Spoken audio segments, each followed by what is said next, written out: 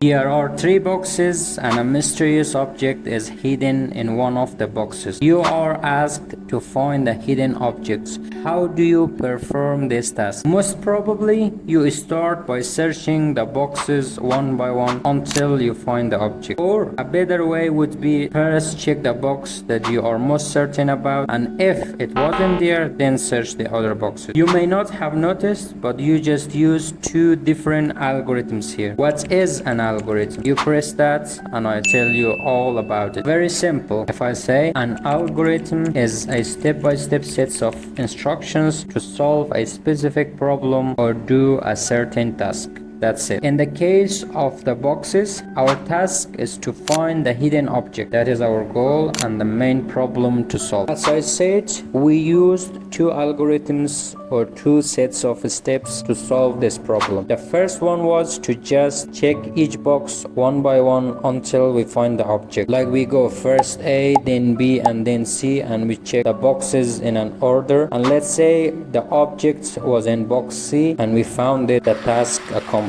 But in second one, we first start from the one box that we are sure the object is in there. Let's say C. We are somehow sure that the object is in this box, and we start to check C first, and we find the object here. And if we couldn't find the object here, we will check the other boxes. We found the hidden object in C, the mission accomplished. Although the second way was more efficient and much faster, in both methods our goal was the same: to do a set of instructions, which was checking the boxes, to solve a problem, which was finding a hidden object. So that is an algorithm. If you still could not get it, let's try with a simple programming challenge to understand it better. Here, let's say we have an array of three numbers. The task is to find the maximum number among these given three numbers.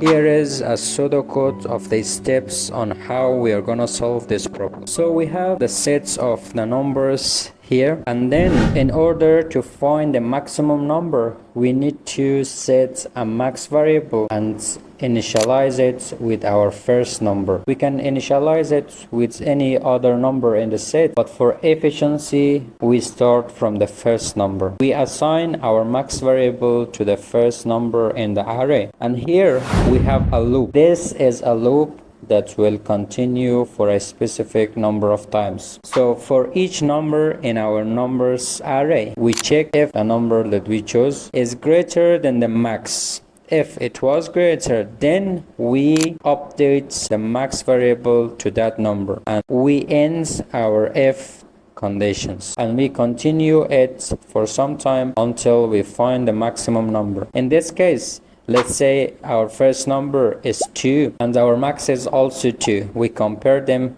they are equals, and then we move to the second number, which is 25. We compare 25 with 2. 25 is greater than 2. We update the max, and then we move to the third number, the 100. We compare it with 25, which is our max now, and 100 is greater than the 25, and we update our max. So now all the numbers in our array are finished. So we found the maximum number, which is 100. We end our for loop and we print the max. That's how we found the maximum number among three numbers by comparing each number to one another. Okay, before you go, like this video and hit the subscribe button. Write the code of this pseudocode and see if you can apply it to any given array of numbers. Comment your results down below.